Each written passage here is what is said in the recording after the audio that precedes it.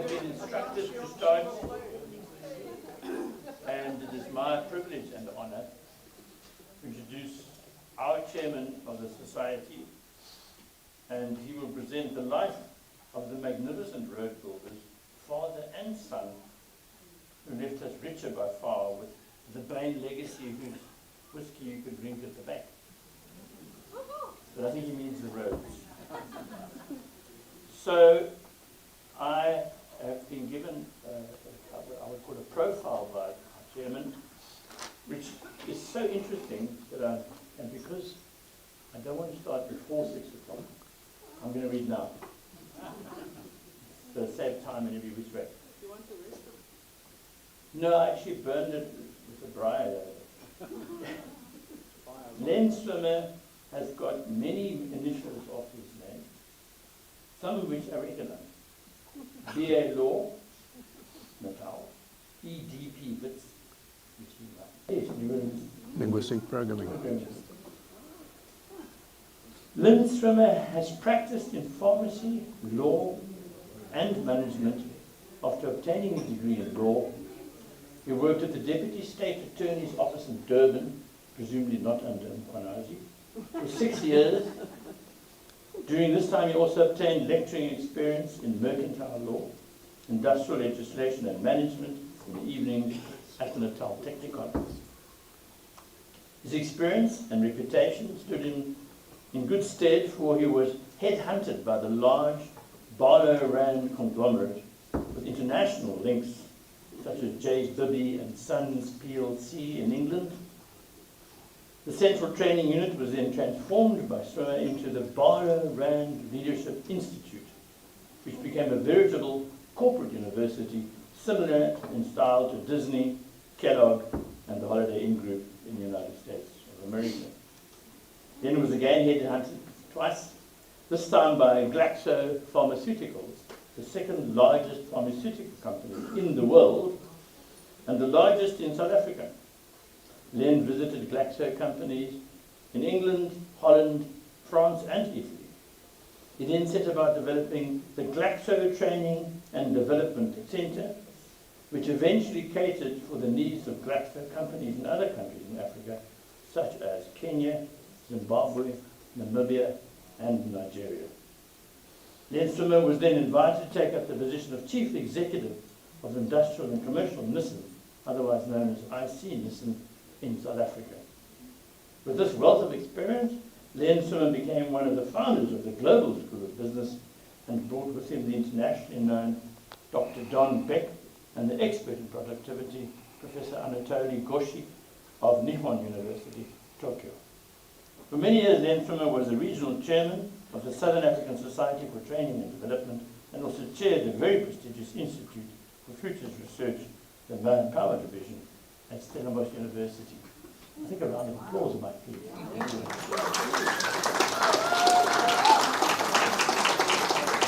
I know him better at a much lower level of society, being the kind of society that I am privileged to attend. Okay. And in this particular case, he was then the chairman of Hartbears Ratepayers in Cape Town, and at the same time, he was chairman of the citywide Greater Cape Town Civic Alliance, and he and I had some dealings. But I'm now going to ask Sonia to join me. Ready? 1, 2, 3. Happy birthday to you. Happy birthday to you. Happy birthday, dear Len. Happy birthday to you.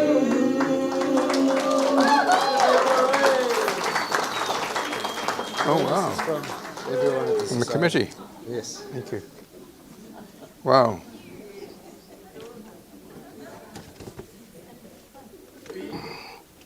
That's a hard act to follow. That's a very hard act to follow. Thank you very much, Mike and Sonia. Thank you, everybody, for being here. And it is my birthday, and it's a great pleasure and honor to share it with you. But I'm going to go straight into our talk. I've got to find the page. There was a time, once, when the world was rough and wild. The only way to get anywhere was on horseback or ox wagon. The Cape Colony was a very different place back then. A simple road trip from Cape Town to anywhere around Cape Town was very difficult at best and near to impossible at times. In the year 1846, a young man aged barely 16 started his road building career as an apprentice to his father. But I'm going to talk about his father first. So, are we ready to... Where's John?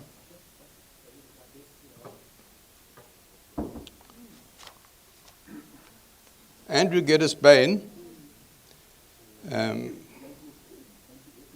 Okay. Yeah. Right. Thanks, John. They had only very rudimentary tools to work with. You can see there, pickaxe, shovel, spade, and a wheelbarrow. They didn't have front-end loaders. They didn't have komatsu. They didn't have Caterpillar. And they only had their hands to work with as well. And these hands came from convicts. They used convict labor. Now you might think that convict labor wouldn't work very well. But under the two Bainses, Andrew Geddes Bain and under his son, Thomas Charles John Bain, these convicts worked tremendously well. They knew every single convict's name, and if a convict wanted to escape and run away, another convict would run after them and caught the first convict that was the fugitive. So the fugitive got double his sentence. If he was 3 years, it would now be 6 years. And the person who brought him back was halved.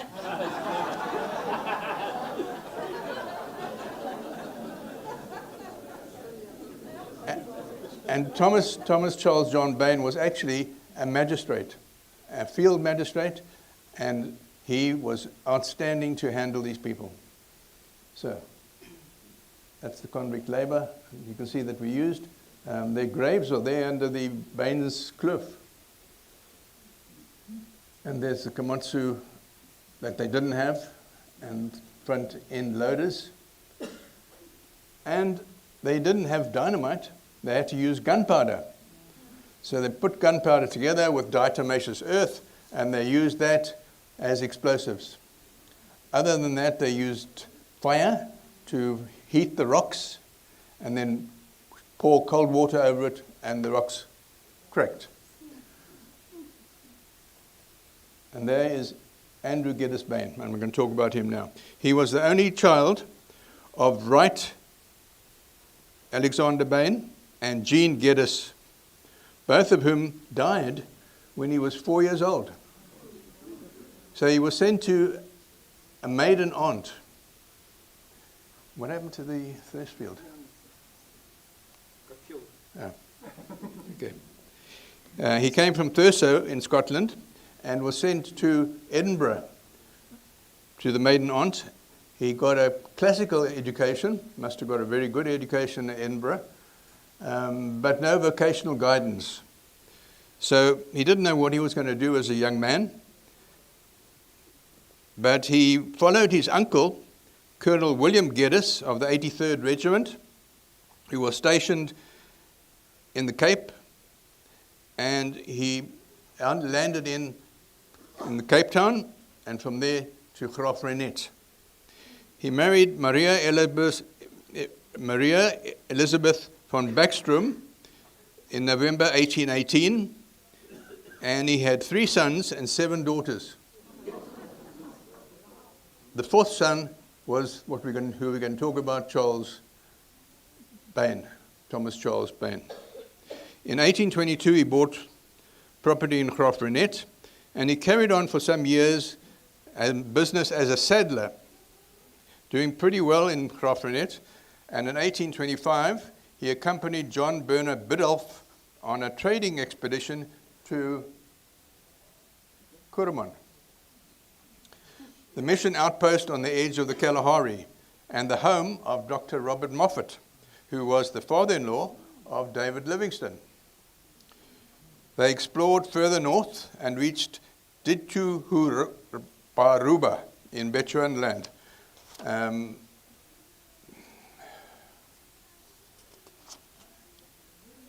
They were the first recorded Europeans to return safely from the far north, because most of them didn't return. In 1829, they trekked to the vicinity of present-day Coxstate. David will know it very well, near Matatiele. And then they were forced to return by hordes of Bantu fleeing Dingaan. And during these journeys, he discovered his talent for drawing and writing and became a regular correspondent for Fairbairn's South African commercial advertiser. Bain, Andrew Bain, was outspoken. He was so outspoken that he was sued for libel a number of times by Gerrit Maritz, who was one of the main voortrekkers. He was awarded, Andrew Bain, a special medal in 1832 for gratuitously superintending the construction of Van Rynfeldt's Pass in Graaff-Reinet. In 1834, he made another trip to Bechuanaland, where he lost all his wagons and a collection of zoological specimens during the attack by Matabele, caused by his Griqua guides stealing some of the king's cattle. During the Cape Frontier Wars, 1833 to 1834, he served as captain of the Beaufort levies raised for the defense of the frontier. He tried his hand at farming in the newly annexed Queen Adelaide province, but lost the farm when land was returned to the Xhosa, expropriation without compensation. Later, he was engaged to construct a military road through the Eka Pass and displayed his engineering talents, which gave rise to permanent employment as a surveyor of military roads under the call of Royal Engineers in 1836. During this period, he had a part in building the Fish River Bridge. Are you listening, George? Then the largest bridge in the country. I stayed nearby the Fish River Bridge. He constructed the Queen's Road from Grahamstown to Fort Beaufort. He was appointed engineering inspector by the Cape Roads Board in 1845. He began construction in Mitchell's Pass near Ceres, 1848, and subsequently followed on completion of the Bain's Kloof Pass in Wellington in 1853. During 1853, he met with the Russian novelist Goncharov while the latter was conducting a journey to Japan on frigate Pallada. Can I get some water?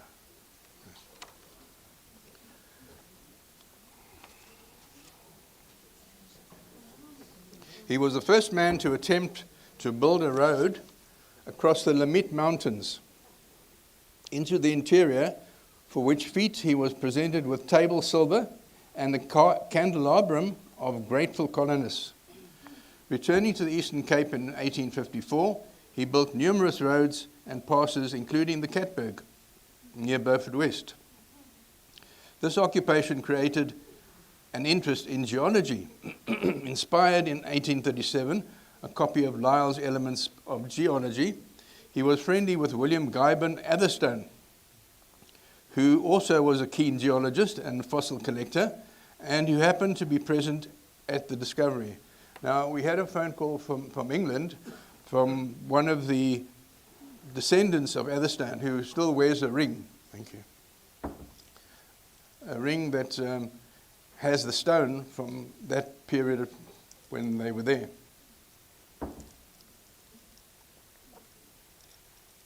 He also was a keen geologist and a fossil collector who happened to be present at the discovery of Parathodon africanus broom at the Dassie's Clip farm on Bushman River.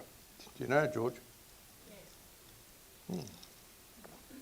Being about halfway between Grahamstown and Port Elizabeth, Bain discovered many fossil remains, including the herbivorous mammal-like reptile, Dicynodon ododendron baini owen, which was excavated from the Karoo beds on the farm Milden Hall, south of Fort Beaufort.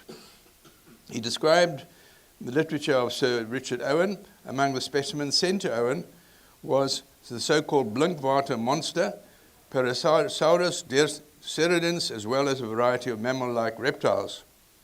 He was awarded £200 by the British government in 1845 for his researches. Devoting his spare time to geological studies, Bain prepared the first, in 1852, comprehensive geological map of South Africa, a work of great merit, which was published by the Geological Society of London in 1856. Roderick Murchison and Sir Henry de la Berge, prominent geologists of the time, both recommended Bain's appointment as Cape Geological Surveyor in 1852, but since no funds were available, nothing came of it. Bain went to Namaqualand in 1854 and reported to the government on copper mines there. While he was resident in Grahamstown, now this is interesting, he wrote some satirical sketches for local amateur dramatic entertainment, and he invented the character Kaiki Kekelbeck of Life Among the Hottentots. Anybody know that?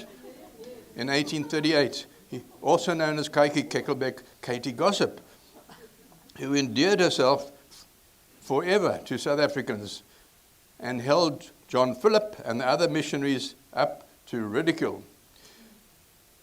Kaiki, the Hottentot girl, uses Hottentot Afrikaans in the spoken parts and sings in Afrikaans and English, and she comes onto the stage playing a Jewish harp. You know it?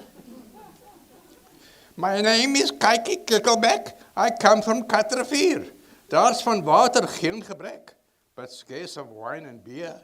Mijn ABC at Philip's school, I learned a kleine bietjie, but left it just a great fool as gekke tant my kikkie. So Bain's journals were published by the Van Riebeeck Society in 1949, and a memorial plaque has been put on the summit of Bain's Kloof for him. But hold on, he hasn't died yet, so better carry on.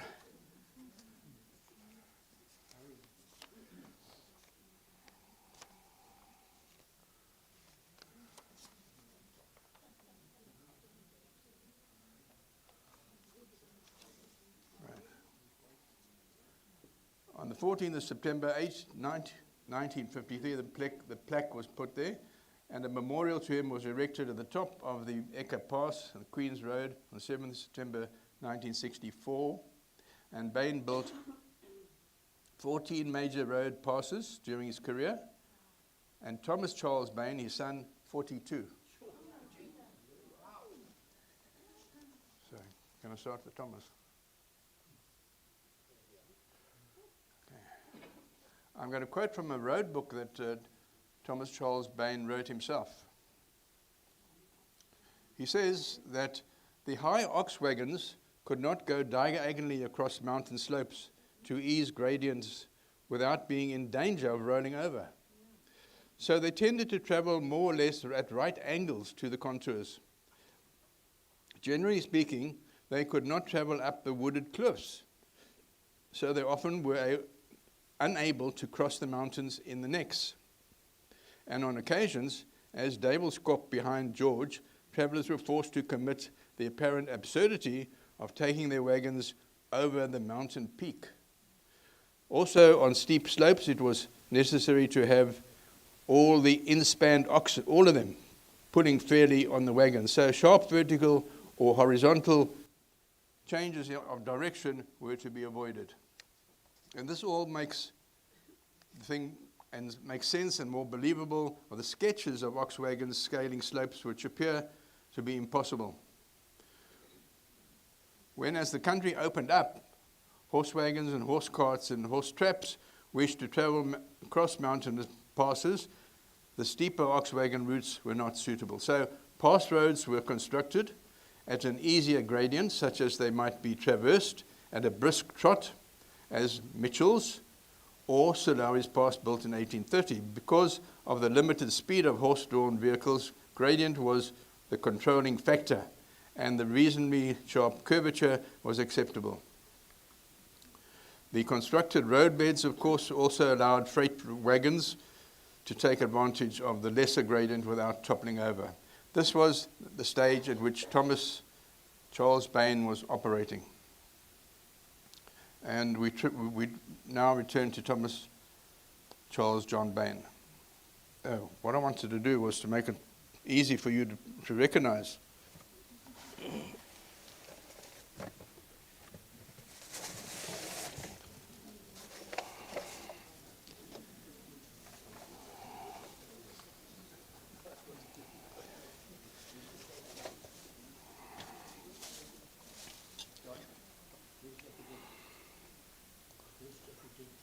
I especially bought this because this was supposed to be for Andrew Geddes Bain, and I had something else for him.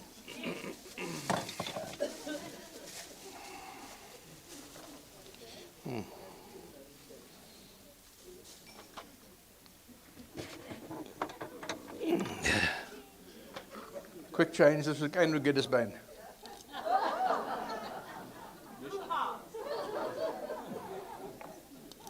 But now I'm gone to Thomas Charles Bain.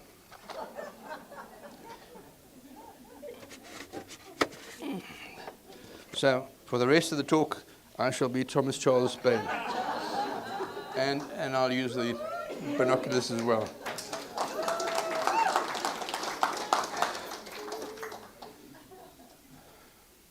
So. Where's what? Where's the pen? Where's the bottle? Oh, the bottle. Yeah, a good bottle.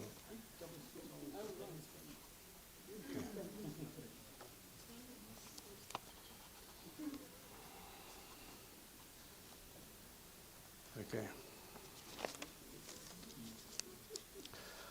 On June the 26th, 1854, Thomas John Bain married Johanna Hermina Smit, the ninth child of Willem de Smit, the Secretary of the Central Road Board, later to become a member of Cape Parliament. They had a long and happy marriage together, both of them being absolutely devoted to one another and their 13 children. That's devotion. Johanna's brother, Adam de Smit, was also a road builder and worked many years under Thomas' supervision. The two men did not see eye to eye as a result of the dispute of the routing of the 7 passes, which turned out into a bitter acrimony which would last a lifetime, and neither of them spoke to one another after that. The family followed Thomas wherever his work took him, and this entailed moving every few years, so they had nothing which they could call home or residence, until they bought Woodside, standing in 90 acres of ground in Rondebosch in Cape Town, for £1,300 in 1800s.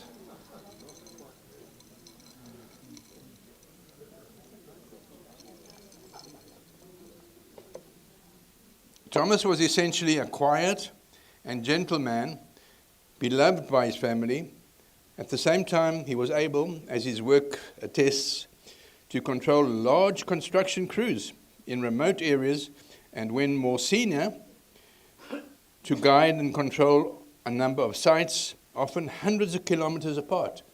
So he must have had some really good workers and superintendents that would be left in charge when he worked lots of kilometers apart.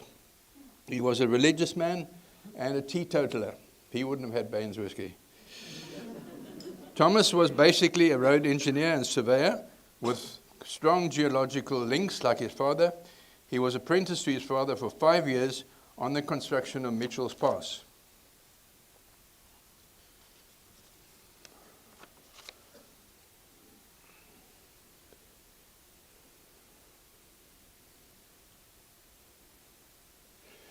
Okay, while I'm talking about Thomas Bain, I must point out there is another Thomas Baines with a S, and that is Thomas John Baines. He was an artist, he was an explorer, and he has done many paintings and sketches.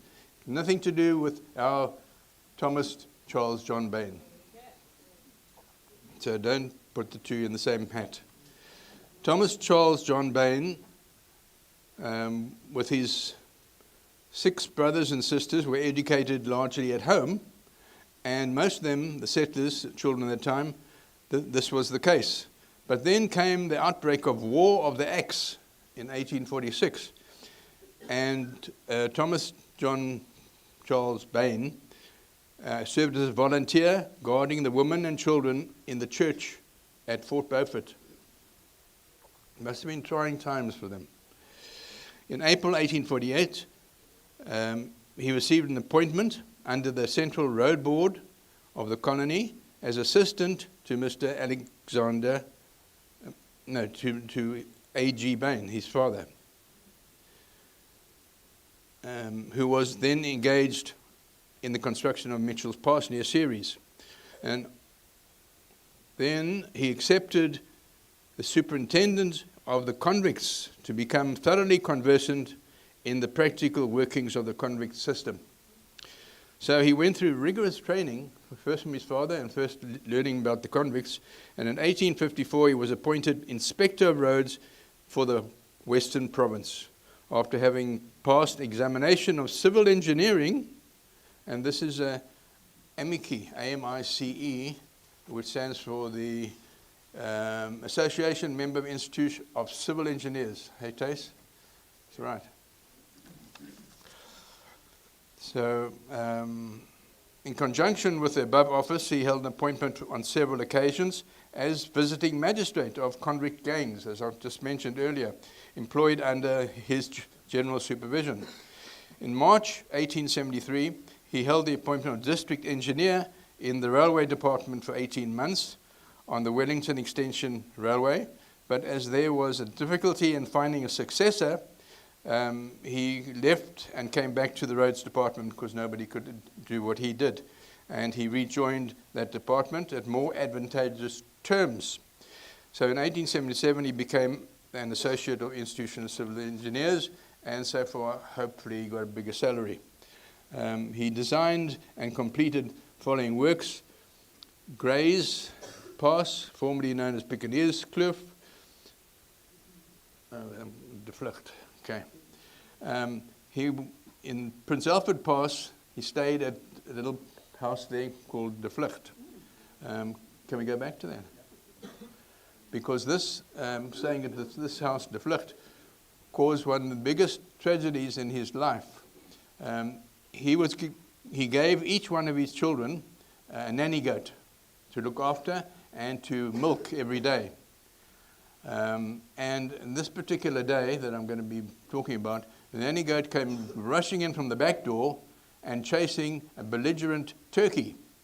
The little girl, Alice, his daughter, was sitting in the top step there, and the turkey was pushed by the nanny goat, and the little girl came tumbling down all those stairs, was unconscious for a large number of the next few days, and then died. It was the greatest tragedy in his life. He built a little coffin and dug the grave himself, and also did the gravestone. After that, he was took a long time for him to get over. I don't think he ever did get over it. Right, we're now talking about the different passes. We can go back to that now. Piccaninny's, Tulbach, Prince Alfred's Pass, Neisner, and many engineering difficulties extended over several high mountain ranges and through dense forests, 44 miles in length, a pass from the Longkloof Avontuur to Uniondale over the Guama Range, Robinson Pass, an extensive adjunct to this. And during that time, Prince Alfred had come to this country, and he met with Prince Alfred, who wanted to do one thing only, and that's to kill our elephants, to shoot an elephant, which he did. And he took home for his mother, who was Queen Victoria, chopped off one leg of the elephant and some tusks. I don't know what she did with it. and he also did a map for the Prince Alfred. And he gave 2 gifts for the mother, Queen Victoria, a walking stick and another walking stick with the koi head on it, which he carved himself. Thomas Charles Baines. So all the passes, Robinson Pass, series of mountain rivers, Maltino Pass, Oderberg Pass, the Jager's Pass. There are 42. I'm not going to go through all 42. Thomas first learned about pass building. What? Techniques from his father. I said so. I know that. And he says, all my works were executed by unskilled convict labor, making it thus more difficult than by skilled workmen and artisans. In 1888, he was appointed irrigation and geological surveyor of the colony. In that capacity, he completed the large reservoir for Kirraflay, by which the railways departments saved 6,000 pounds sterling a year in water service to Toes River Station. So we need him here for the waters. A way across the Vaal River and a furrow of 9 miles long were in construction, and irrigation scheme of valuable crown land for water supply for the village of Douglas. Several surveys made for large irrigation schemes along the Orange River, and numerous plans projected for large dams in different parts of the colony for irrigation purposes, besides locating various water services for villages and towns, either by pipes or furrows, and utilizing the Van Wyks, Vlei, and Stolzhoek dams, which were practically useless, by means of diverting water from one source to another. Surveys, besides the numerous road surveys, he specifically was employed by making preliminary surveys of the railway extension from Port Elizabeth via Allisdale to Cookhouse, and wonderful having railway lines. Also a branch line for Grahamstown, Allisdale, and Mr. Barringer Sr. subsequently making preliminary survey of the railway proposed from Graaff-Reinet to Richmond and the Great Snewberg Range. So they had more than us. We don't have the railway lines. In this branch, he found the reptilian remains of lacustrine beds in the Karoo, water boring, geological formations in the Karoo found, and from the date of his appointment, it will be observed that he just completed a period of 45 years service, to which, if the usual 7 years be added for professional work, is now 52 years. During that long service, he had only 1 month's leave of absence and occasionally a few days at a time. So, for 45 years, continuous service. There was a break in the service by the Kaffir War, that's what it says here. Before he joined service, I served as a volunteer in the Kaffir War of 1846, when I was only 16 years of age. And then he says, Excellency, the Governor for the Imperial Report of Geological Formations, reference underground water, the British Bechuanaland, and Vryburg and Polar Camp in the Crocodile River, with a view to boring water. He accompanied the report with a geological sketch map of that country, Bechuanaland. I also reported fully on the water service at Vryburg and Mafeking by pipes, giving delivery of each spring separately and estimated cost of detail for those services. I obtained a special thanks of His Excellency the Governor General for what I had done, and subsequently those of Lord Ripon, the Secretary of State for the colonies. I was also completed similar report for the great waterless country known as Bushman Land, which I accompanied a geological map on which sites were given boring, specifically in operations already in force there with a diamond hand drill. So, a diamond hand drill. Bain's mountain passes, there's a record, includes full list of mountain passes: Meyringspoort, Maltino Pass, Canal at Heidelberg, De Jager's Pass, Oak Cliff Road, the extension of the Pakke's Pass, commencement of Tsitsikamma Road and passes. In addition, in that year he carried out inspections on 26 roads as far-flung as Meyringspoort and Plettenberg. No wonder that the chief inspector in his report in 1877 criticized Bain for too much work that he undertook. And he was called the man with a theodolite eye, because with his naked eye he could see where the road should be. And he used the theodolite, which you've seen earlier, which is used for angles and quadrants and surveying. But he didn't need it. The naked eye, he knew where you're going to put the roads. So he says that I realize why early travelers were prepared to struggle over steep mountain passes instead of going around. One must appreciate the travel speeds at the time. Major Charles Mitchell, Surveyor General of the Cape, his figures therefore are accurate as one can get. And he writes about Bobbejans, Blowkrans, Storms, River Gorges, and the old route below the toll freeway provides the present-day traveller with spectacular views and undoubtedly fills him with respect for the man who pioneered it.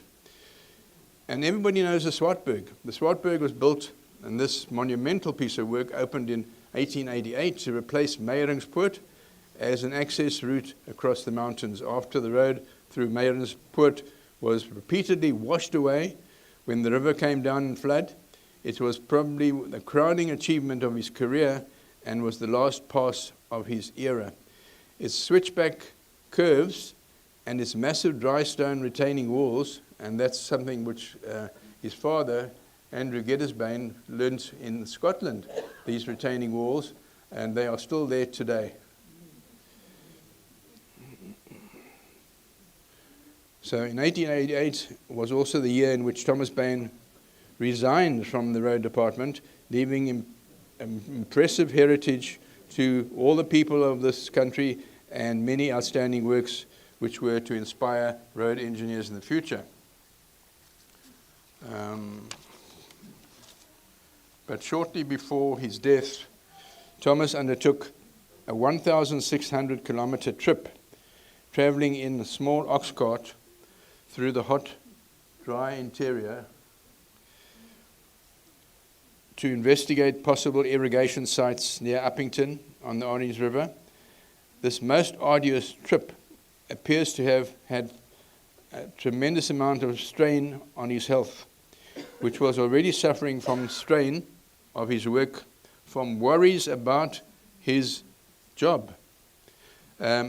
Because somebody in the roads department wanted to reorganize Thomas Charles Bain's department, and this could be tremendous strain on that person. I can vouch for that, because I had the same thing when I went to Barlow Rand.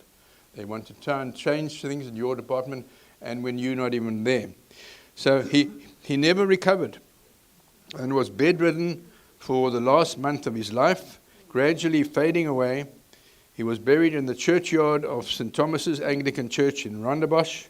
Plaques have been erected in his honor at 5 different places around the Cape, and his gravestone is housed in the Cultural History Museum in Cape Town.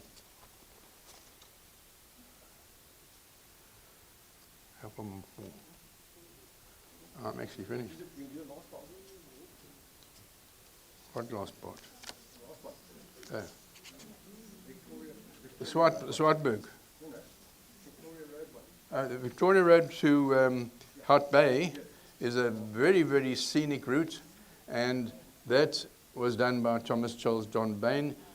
And when I've driven that lots and lots of times without even knowing that was built by Thomas Charles John Bain. But now I know I will pay more attention to that most beautiful road that goes from the mountains to the sea.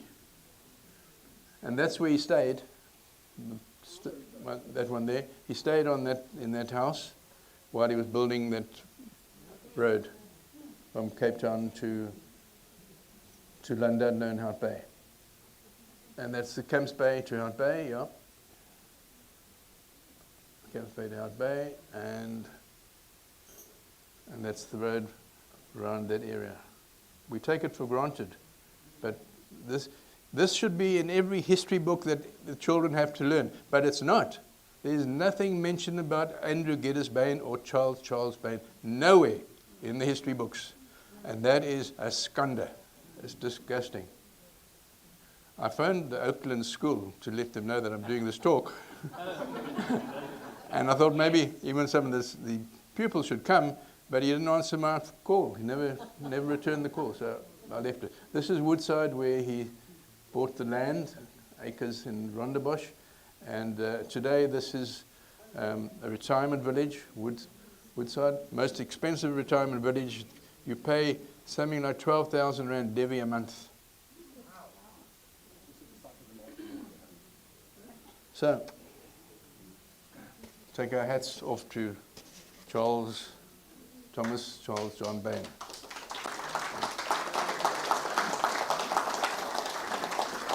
Thank you.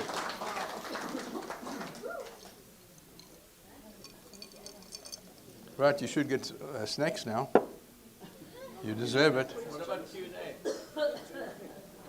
Q&A. Oh, yeah. Any questions, Joe? Any questions? Michael, answer all the questions.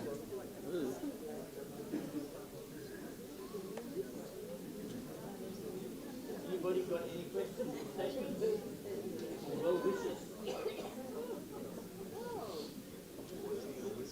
All flabbergasted?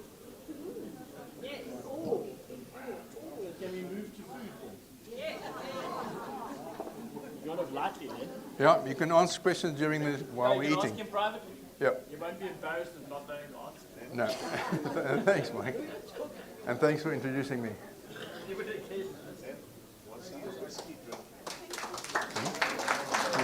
had the whiskey drinking. Was he a whiskey drinker? Because there's a whiskey named after him. Yeah. There was a whiskey was bought.